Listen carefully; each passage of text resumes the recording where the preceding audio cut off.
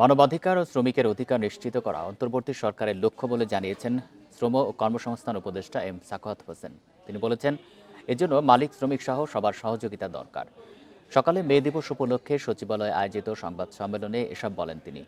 অন্তর্বর্তী সরকার কর্মসংস্থান অধিদপ্তর প্রতিষ্ঠার লক্ষ্যে কাজ করে যাচ্ছে এবং শ্রমিকদের কল্যাণে বেশ কিছু পদক্ষেপ নিয়েছে বলেও জানান উপদেষ্টা।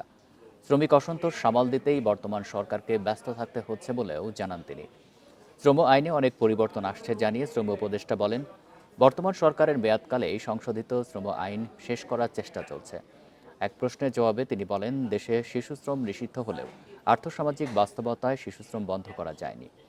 এবারের মে দিবসে প্রতিপাদ্য মালিক শ্রমিক এক হয়ে গড়ব এ দেশ নতুন করে।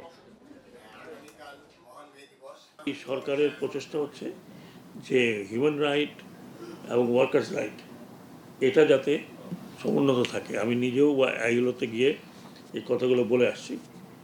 আগামীতে জুন মাসে আইএলও হবে, সেখানে আমরা রিএড করবো। এর মধ্যে হয়তো আইএলও থেকে লোকজন আসবে। আমরা প্রতিনিয়তই কিন্তু এই শ্রমিকদের এবং শ্রম আইন নিয়ে প্রতিদিনই আমরা কাজ করছি।